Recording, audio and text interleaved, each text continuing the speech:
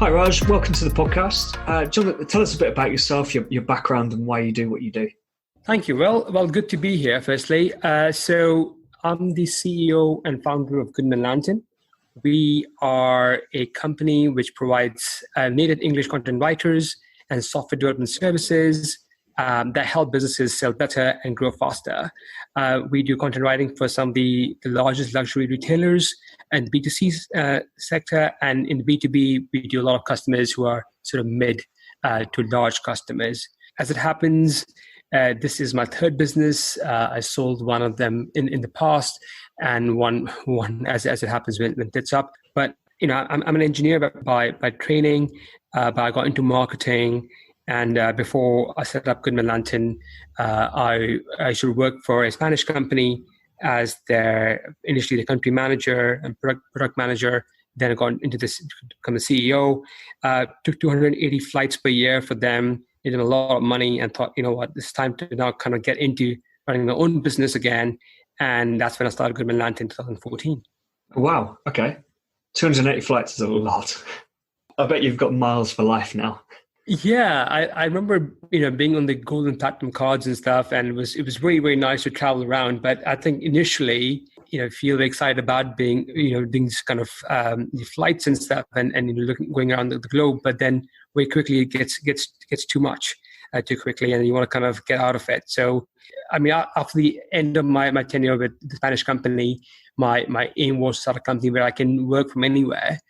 In fact, my goal for myself was to start a business which I could run from a boat in the Andaman Sea. That was my big target, and now obviously that's called remote working. That's how things changed for me, I guess. So a very good goal to have. So tell us a bit more about Goodman Lantern and what a standard day looks like for you.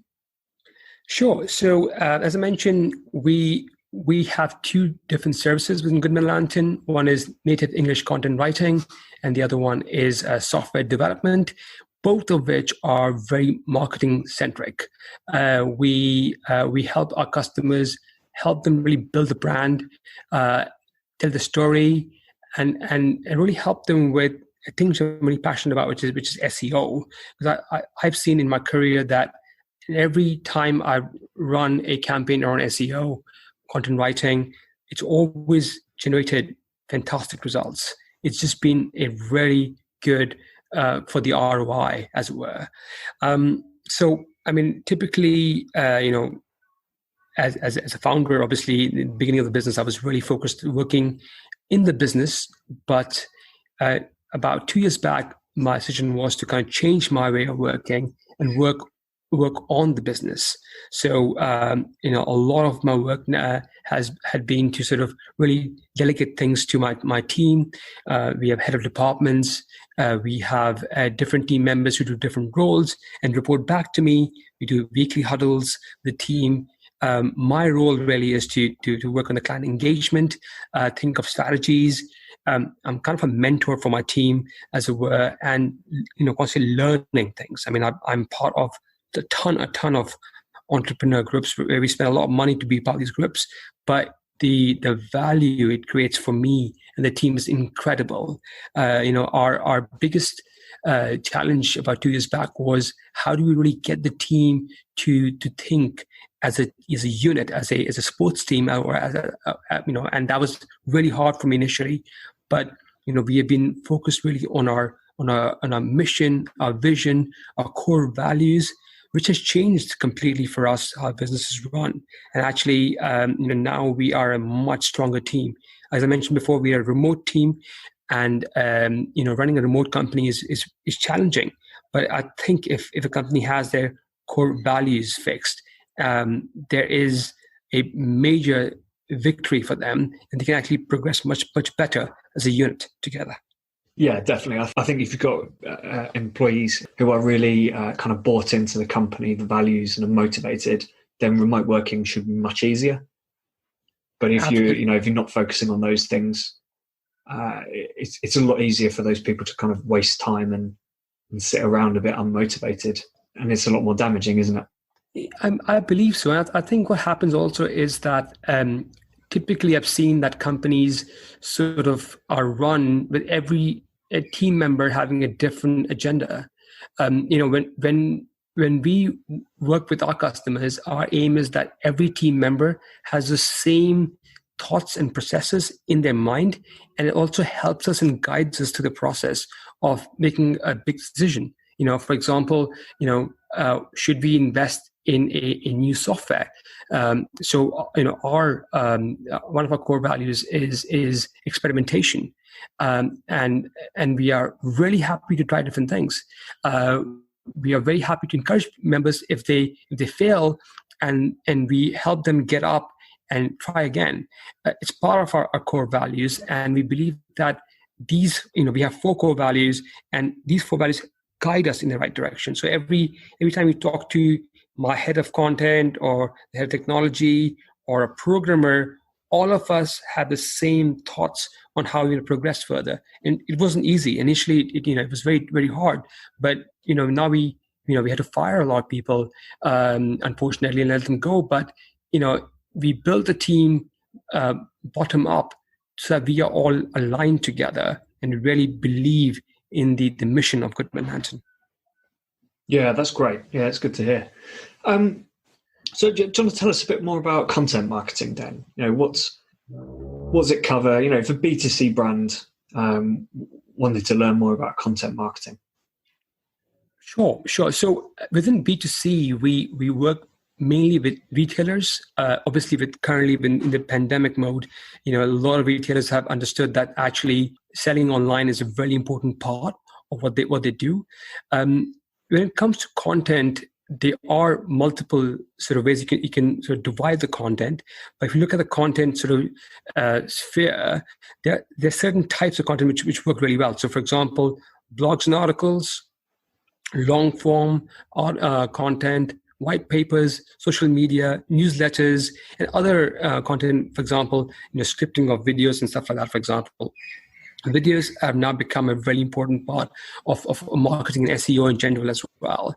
But if you think about content, instead of thinking about the types of content, we have to think about this from the point of view of a funnel or maybe even a flywheel. So typically the content which we write is based on the mission and the vision of the company and where they stand in their sort of goals for the next year, next 2 years, next 5 years, next 10 years. So, for example, if the customer is just dipping their toes into content, they're still the beginning of the journey, and the aim is to just kind of get as much traffic, as many eyeballs as possible to their site, to their business, and that's top of the funnel. That's like top of the funnel, just trying to get as many people as possible.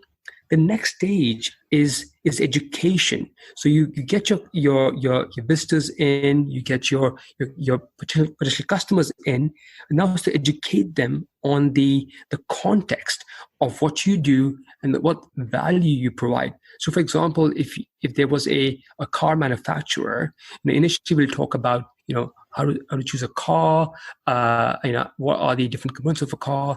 But when it comes to the middle of the funnel, it's about educating about the genre in which the car manufacturer is a leader. So, for example, it's luxury. How do you find your car with the best gadgets inside it? How do you find a car which will satisfy your needs to play music or to navigate your way through? That's the sort of the middle of the funnel. And finally, we come down to the bottom of the funnel, which is basically where we help the customer convert their warm leads or their educated customers into paying customers. So now from a lead, they become a paying customer, and that kind of content is completely different. So, what we will do top of the funnel is completely different to what we'll do bottom of the funnel. Bottom of the funnel may be more focused on conversion. Maybe, for example, newsletters are a nice way, but sometimes there are offers which you can put in to get them to convert into paying customers. And again, it depends on the genre of the customer. Sometimes luxury customers prefer that this is done through private event, whether it's virtual or it's in person. And again, we try to help them to have a strategy in place which they can implement to get this customers going. Now, this is a funnel example I've just kind of given you, but we have over the last few months realized that actually, this is a constant process. What you put at the bottom of the funnel actually leads to more customers. It's how you treat your customers. This whole funnel is not about, if you think of customers just as funnels or funnel people who are going through funnel, I think we can probably lose the sight of the bigger picture, which is that customers who are satisfied, who are happy, will actually talk about you and educate other people about your business, your service, your product, and send them your way. So actually, the funnel is a kind of a flywheel. So what you put at the bottom of the funnel then goes up the funnel to bring in more customers, more referrals, and more business. Could you give us a quick example of, pick like one business, some sort of e-commerce business, and just a quick, what would you do as top, middle, bottom funnel? Let's say it was just like a fashion retailer. Yeah. So when we look at the fashion retailer, for example, which some of them who we work with, the top of the funnel example tends to be where we are talking about fashion in general. Sometimes it's actually not about fashion, it's about lifestyle. We talk about healthy living. We talk about, why save the environment, for example, because that's important for some of the customers. Today, in the luxury fashion industry, we see a lot of the customers are actually, looking at people who care about the environment, global warming, that sort of stuff. That tends to be, far away from the actual clothing which they're selling in. But this is important to the customer. So the content we write about is some in that genre. Then, if you want to, bring those people in, we write content on the area, put on the site or social media that leads to people, understanding the brand, the company itself, which then leads them to kind of look at other stuff which is there on their website. In the middle section of the funnel, we are really focused on educating them. How does a brand work alongside, for example, the environment? How some of the bags they prepare are made out of recycled plastic bottles, and that's what we kind of put into the education. For example, we talk about the impact on CO2 emissions and how we see the environment for them.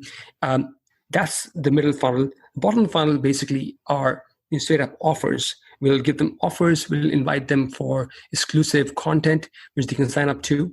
And that really leads to them signing up to a plan, if the company is doing that, for instance, or, for example, buying products or services from the company itself. So that's the kind of typical funnel which we'll have with a retailer. This might look a little different for B2B, but in general, they are very similar. Yes, it's kind of top of the funnel, we care about the environment. Middle of the funnel, here's how we care about the environment. And bottom of the funnel is, here are the products we have that care about the environment. Absolutely. I think obviously there are themes which we run through, and these themes are decided by the customer at a board level usually. Sometimes we come in to kind of given our opinions, but typically brands today are really good at thinking about the bigger picture, thought leadership, and they bring that in alongside the brief which we get from them. Yeah. Okay. Cool. What are the common myths and misconceptions about content marketing? I mean, there are quite a few of them. Obviously, I think the most common thing we have heard is, we wrote 10 blog posts last year, and guess what? Didn't work. So content marketing doesn't work at all. That's something we hear quite often. It's really unfortunate because content strategy is, first of all, not a long-term strategy. It's not short-term strategy, it's a long-term strategy. If you're thinking short-term, content it's not going to work, unfortunately. It needs a thought about process put into place to embark on into content. So, for example, if a company hasn't got into doing research into their competition and the perception by the customer, their customer, then that will be one sort of missing point right at the beginning. But also, it's important that every content is actually experimented with, trialed with, and then scaled up. Because content only works if there is a process put into place to scale it up. 10 pieces of content for the entire year will not do this magic. It needs to be researched, put into practice, scaled up, and to bring in marketing specialists who are thought leaders in that particular area. Educating the customer, educating the market about your offering is super important. It only happens if you bring in your thought leadership and allow your best people to put their thoughts to somebody who can then put that into writing format, whether it's a white paper or it is a blog or an article. It has to be put into place and has to happen at scale. You have to allow the content to be produced at a mass level, so you can go into not only your own blogs, also, for example, other people who can be affiliates, for example, as well. And each content piece will be a little bit different. Affiliates write a different piece of content which will endorse you in one way or the other and get you a sale. Your blog posts are more educational, for example, and they need to be written in a particular way as well. So it's about scaling up, it's about research, it's about all the above to make it really happen. Yeah, I guess it's kind of like every marketing channel, really. You've got to do your research first. You can't just jump into it. You test things out, learn what works, and then double down on that and take it from there. But I think a lot of businesses that try to do things like blogs, but don't really think of it as content marketing, do tend to have that approach of just, we need to get a blog out every week. And that's pretty much it's not even a strategy really, is it? It's their goal, I suppose, is just to get one article out every week on the blog so that it can go in the newsletter on social media and stuff. And that's probably why a lot of businesses don't see the results, because they're not, there's no research, there's no plan there. Absolutely. I think, this, as you mentioned before, well, it's like other marketing strategies. There has to be a plan put in place. I think the number of blogs or articles or content per week is less important than the impact it makes to help you get your brand out there, your service out there, or to get the customers to convert. I think to get that sort of right, the first step has to be research. It has to be the potential competition you have in the market and what are the potential opportunities as a business. Because I think if one has done that research, understood the keywords, for example, understood the brand perception, then potentially the work to be done on content was much easier. It's that initial homework to be done to kind of get there. And that is very, very tricky. I think sometimes customers miss that and think it's all about that sort of one blog post per week, which perhaps is not going to help them to achieve their goals. Yeah, exactly. So I guess expanding on that a bit more then, if someone wanted to get started with content marketing, what are the key things they need to consider first in order to get started? I think the first thing definitely would be to understand their objectives. What is it that they want to do? Is it to build a brand? Is it to increase traffic? Is it to convert current traffic into paying customers? Or is it education, for example? Once that's done, then it is, okay, well, if you want to say, for example, increase traffic, what is the competition right now in the market? For example, if you are selling bags and in luxury bags, for example, is it going to be is it really targeted at women of a particular age or location, for example? Who else is in the market doing something similar? what is the brand value of those companies? What is your brand value? What is that you can do which is different and makes you stand out from them, for example? It's about being innovative about your approach and a little bit different as well. Is it going to be sold online, offline? Is it a combination of them? Is it going to be sold as a sort of a annual plan, for example? So those kind of research as well. And then also figuring out, if that is the case, what are the keywords, for example, or bits of content you can write, which could be effectively convert your prospects into customers. So it's that kind of research to be done initially. And then trying out a few things after building a strategy in place and seeing what works and what doesn't work. Unfortunately, there isn't a easy way to kind of have a guaranteed approach to writing anything in content or any form of marketing. It's a lot of trial and error, and it's to see how it works. Now, with content especially, and just content marketing and SEO, it takes time. It's not a overnight success. Sometimes it takes up to 6 months to sometimes even 2 years to kind of get the results which you want to get. But it's that believing in the process and just going at it and having a frequency in mind at which you'll be kind of going ahead. So when we work with the customers, we try to put in a process to educate them as well. We the first couple of months when you're working with the customers, we really work on making them understand what we are doing for them, what research has been done for them, the learning and delivery, how it's done, for example. And we constantly improve our process to show them that this is what we're currently working on. This is what we did last month. This was the comments we got from people. This is what we put on social media. This is what likes we got for them. And guess what, guys? This works really well. Let's double down on this particular aspect of the content. Measure it.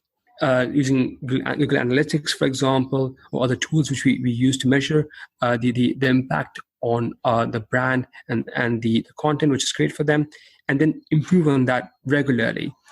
Every month, we work on a sort of analytics of what we got from them, discuss it with them in a call, and get that improved month on month. I mean, we've seen, for example, one of the highest ROIs doing newsletters for us, and every month we managed to improve the click-through rates, for instance, and the open rates, is because we've been constantly focused on measuring our success and what has worked and what hasn't. Yeah, it's so important to measure, isn't it? Actually have those KPIs in place, measure performance of everything you're doing, and then you kind of get your direction from there, and what you should be doing more of, what's not working, what might need tweaking. How important do you think brand is in content marketing? So do you think if a company just had kind of a, obviously they have a brand, but they put out a really good piece of content, do you think it's better do you think it's better to focus on just the quality of the content, or would it be better to have maybe slightly worse content, but with a clear, distinct brand behind it? So the tone of voice in the writing and things like that.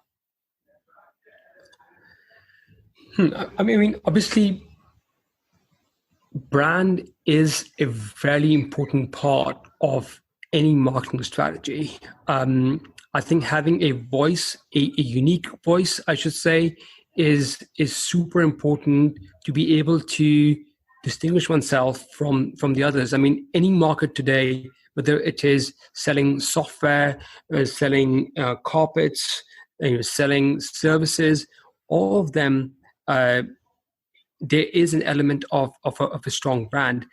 Brands can make or break a business.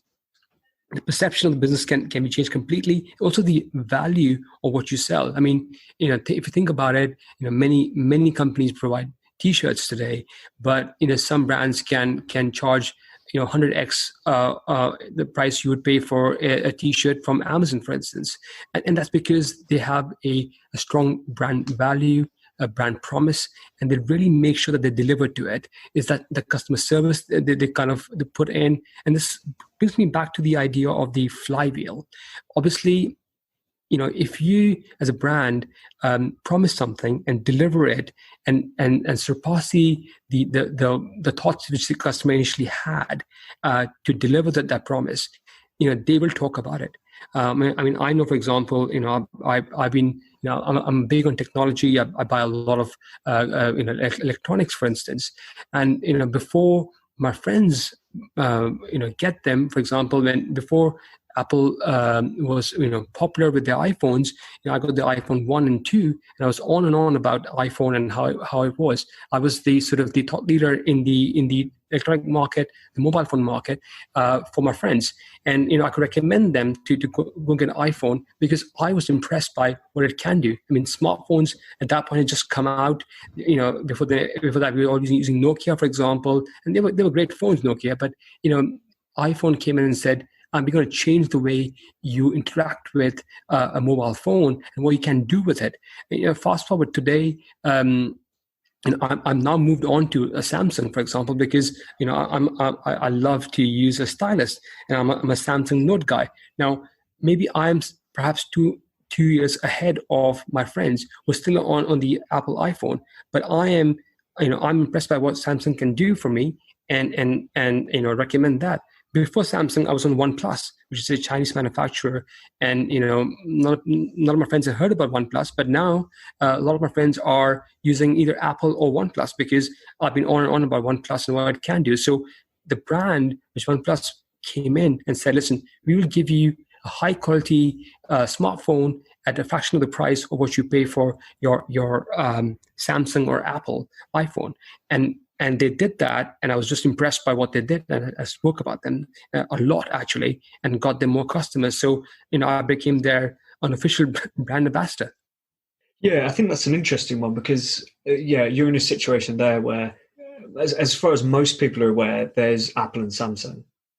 And all right, there was like HTC and other things, but there were kind of two very distinct, customer bases or market leaders.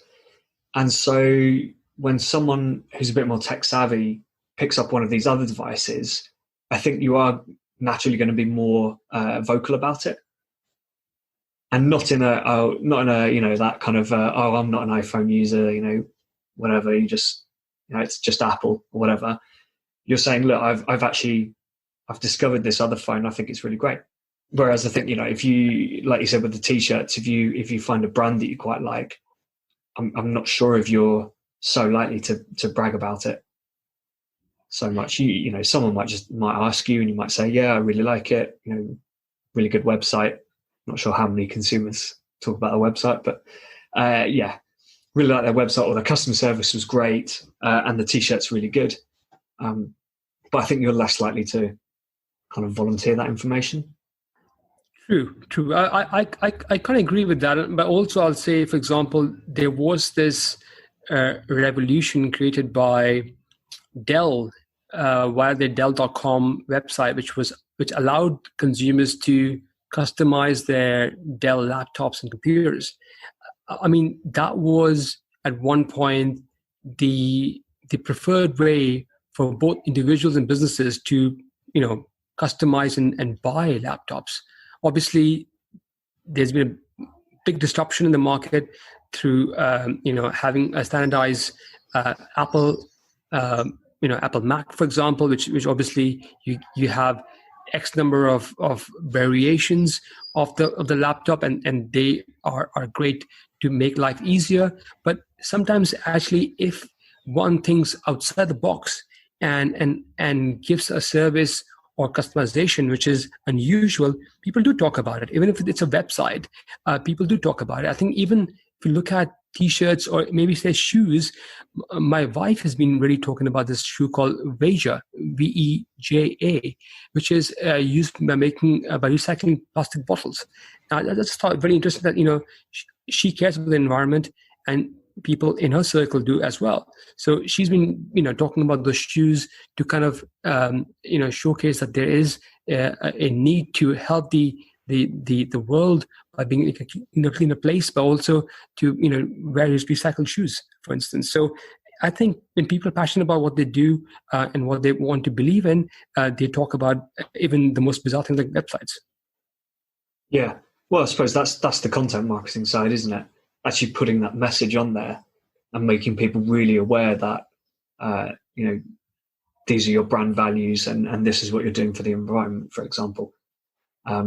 Whereas if, you know, if that messaging wasn't there, but they still did it, you probably, well, obviously less likely to talk about it because you don't know.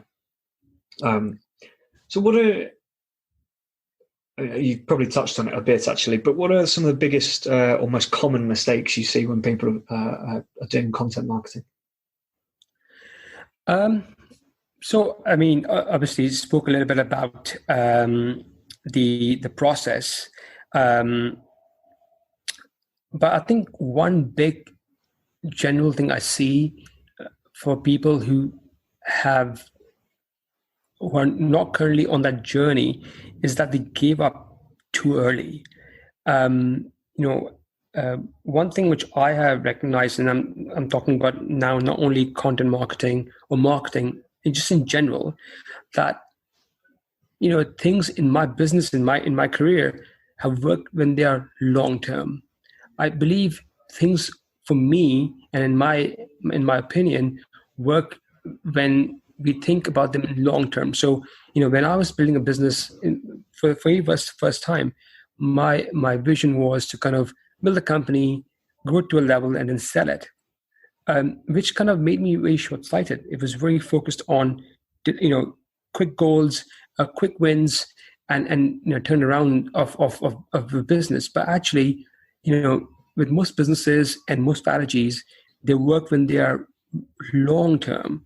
When as I think it was a quote from Jeff Bezos, which was most businesses are overnight success after 10 years. So it takes 10 years for a business to actually achieve their goals. And strategies which you put in place, whether it's focusing on giving customers more value, or to allow your content or your product to be better, it takes a long time. It can't be achieved within a month or two or even 1 year. Sometimes it takes longer, but it's about being persistently focused on the goal, and to achieve it takes a lot of effort, a lot of failures.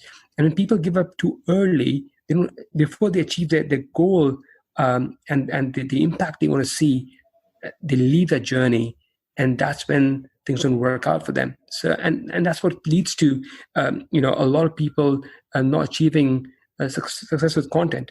But actually, if you look at the market today, both in B2C and B2B, especially, for example, providers like HubSpot, who sell the idea of inbound marketing, their philosophy is that the biggest ROI in marketing today is inbound marketing, which is primarily driven by content, whether it's content which you write, content which you see on YouTube, for example, or podcasts like you're doing, Will. So these are all kind of forms of content which can help the customer, educate them, and then convert them. Yeah, some companies are guilty of not taking that long-term approach to their customers. There's a lot of focus on acquisition. Spend money on ads, Facebook, PPC, Instagram, TV, whatever, and actually less focus on the engagement and the retention of those customers. And so maybe they don't see the value in longer term strategies such as content marketing, because they think, well, we can get these customers in every day through advertising. So why do we need it? And actually, it's there because it does give that. It's like that top and middle funnel stuff in particular. Really, actually helps build that relationship and engagement with a brand. And if you're doing that constantly, it'll help you retain customers as well, because they'll see the value, they'll see the values of the company as well. I think, that's it's definitely something that a lot of companies are guilty of, kind of getting customers in and then just assuming that's pretty much all they have to do.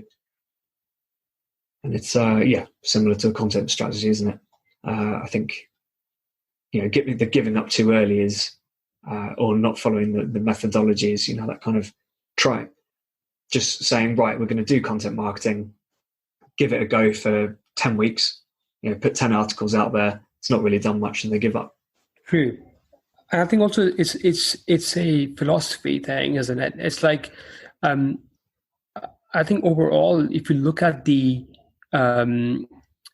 approach for company, if you start thinking about marketing and sales and operations and programming and accounting, everything as a separate unit, it actually doesn't do justice to the company itself. If the approach is integrated, it's like together you think about, giving high value to your customer. I'm confident that will lead to retention of the customer, that will lead to more sales, and also it will lead to a positive vibe about the company. It's about constantly giving something to them, whether it's like a free coffee when they're in the lounge of your store, for example, or whether it is that extra content to educate them. It's that value creation which you do, and it has to be constant. It has to be part of your company's ethos, and this is something which you have to make it part of the culture. I think if you build a strategy which is one-sided, which is so basically marketing, you're a giver, but in accounts you're not, then there's a problem. I think it's something you have to believe in completely and follow it through. Yeah, I completely agree. So what do you think will be the big trends in content marketing for the next 12 to 18 months or longer? I think, I can see from the point of view of retail market. I mean, there is, unfortunately, we are in a difficult situation as a human race. We are, obviously going through pandemic times. There is a lot of people who are suffering, a loss of life, loved ones that, people are losing jobs, for example. We are in a difficult situation at the moment. But for some companies, this is an opportunity to innovate and help their partners, their customers. And because we can't interact with people face to face as much as you like to do today, the medium today is online. Whether these are Zoom calls, or for example, these are platforms like Pindu, which is like a new one in China. Whether these are, for example, TikTok, Snapchat, whatever it is that it might be. These are ways to engage and interact with your customers. And within them, we see 4 different opportunities and trends which we are seeing quite a bit. And these are, number one is a high volume production. So, how do you produce content on brand regularly at a very high speed and scale? Number 2 is conversion and optimization. So, how do you constantly improve for example, the basket size when people are, adding stuff to the e-commerce side? How do you help increase the conversions, for example? How do you make content which, persuade people to actually buy things more from your site? For example, on Amazon, you can, when they recommend things. So if you buy one, they recommend a complementary product as well. Similarly, they are, for example, challenge number 3, which is search optimization. How do you maximize the search engine revenues in any market? Whether it's in the local market and globally, for example. And finally, it is the marketplace optimization. So how do you enhance the product visibility, conversion rates on third-party platforms like Amazon, like eBay, like other sites like Alibaba, for example, and help you sell not only on your own website and platform, but also on third-party sites as well? Yeah, I think the high volume production is something that's going to be quite interesting, especially if you can kind of personalize it as well. I spoke to the founder of a company called Bonjoro recently, actually on a podcast episode, and his company does personalized video, And I think it's a fantastic way for B2B and B2C to get good content out there that is can either be unique, personalized one-to-one, or if you are an e-commerce site that's got thousands of customers, it can be kind of that high volume, unique content that is that's unique to that day, for example. So I think stuff like that will be really good, and it kind of helps build up your brand as well. It's just that extra engagement piece. So I think stuff like that would be really important as well. Definitely. Do you have any pet peeves when it comes to marketing? Yeah, I mean, there are a few. As I mentioned before, I think no department in the company should ever be considered in a silo. I believe the entire company works together, especially marketing and sales departments. Marketing is often often responsible for generating leads for the company, and it's the sales department's job to convert them. But actually, I believe that they should be working together. They have to work together to kind of generate leads and convert them together and build a promise which you deliver to. Especially in B2C and B2B both, you see that often. It seems like marketing's job ends at a certain point and sales begins. But actually, if sales can begin a bit earlier and actually educate marketing, and marketing does the same for sales people, actually there's actually a better way of working together. I think for me personally, and this is part of what I've learned over the last few years, is that a company's job is to satisfy the end buyer, right from learning about the company right through to actually buying something, and then after service as well. And this cannot stop. This should be a passion and a mission for every employee, contractor working for the company.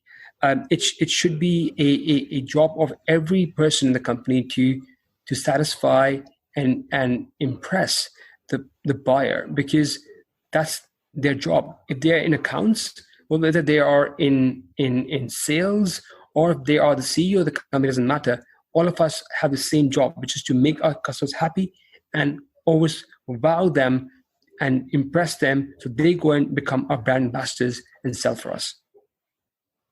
Yeah, completely agree again. I think one of the issues is probably down to misaligned like KPIs and objectives, and potentially also too much focus on personal bonuses. Bonuses that are determined by personal performance, which is something you still need. But if a marketing team has the objective of driving 1,000 leads a month, they're going to go and drive you 1,000 leads a month, and then now at the end of each month they're going to sit there going, "Cool, job well done." And then the sales team who are tasked with converting those leads is kind of potentially sat there going, "Yeah, but it's all rubbish. You've brought us the wrong person from wrong people from companies, the wrong job titles, the wrong industries as well, and stuff like that." And then you're right. They need to be working together to make sure they're actually aligned, and they're giving the same message out. And then that extends to places like customer service as well. Customer service person should be able to almost kind of like sell the business. I'm not saying they should be able to, if someone phones them up and says, "Right, I'm interested," they don't necessarily have to do it on the phone there. They'd pass it over to the sales team. But, they should be able to answer questions and deal with customers and prospects in a way that doesn't just fulfill their KPI of answering tickets or chat messages and things, and actually contributing to the business. So just finally then, if you could kill off one particular marketing channel or tactic, what would it be? Personally, for me, I would say multi-level marketing, the pyramid schemes which you see today. I would say I have not been part of any of them, but I've seen them, and for some reason they just don't seem legit. I'm sure there are schemes out there which are actually very, very well executed and actually bring a lot of value. But some of the schemes out there are just they just seem very dodgy. Personally, I would like to see the end of those. But as I mentioned, there are companies out there who are doing a great job at it, and it's genuine value for everybody. But yeah, multi-level marketing, pyramid schemes, yeah, I'm not a big fan of them. Fair enough. It's not something I know much about, but I imagine there are some genuine companies out there who, done it well. They provide all the training and help and everything that people need. They really support their marketers or salespeople, really. And then there are other companies that kind of just say, we've got those people that we're selling to. That's our customer base, and that's it. And we don't really care how they do. But that's just a relatively uneducated opinion, to be honest. I actually know one guy on Facebook who I think he does coaching for multi-level marketers. And he admits he used to do it in a really kind of scammy, not scammy, but kind of like, not a great way. And he's changed his approach, and now he's helping these people build proper businesses out of it, because it must be possible. Sure, I believe so. I think if done properly, and if there is genuine advantage there for the partners, the marketeers, and the end consumer, there is certainly merit in doing it. But I've seen a lot of companies just not doing it properly, and that leads to a very bad feeling of the company, and that's not a great brand for them either. Well, I suppose it comes down to that long-term strategy thing again, doesn't it?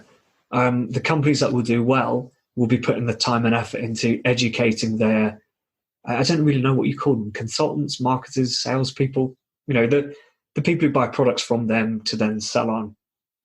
They spend the time, really educating them, qualifying them. Are they actually the right person to get involved in this, or do they think they're just going to throw their money away? And the short-term thinkers are the ones who just advertise it to everyone as, you can make $1,000 a month sitting at home, and their churn is probably really high.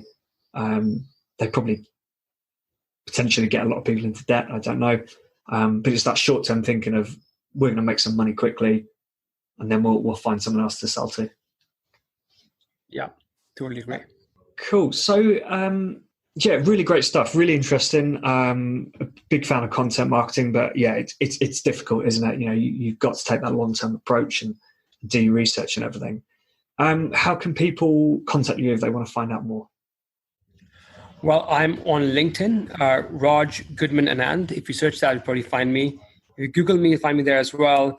But also, I'm on, obviously, you can check out our website, goodmanlantern.com.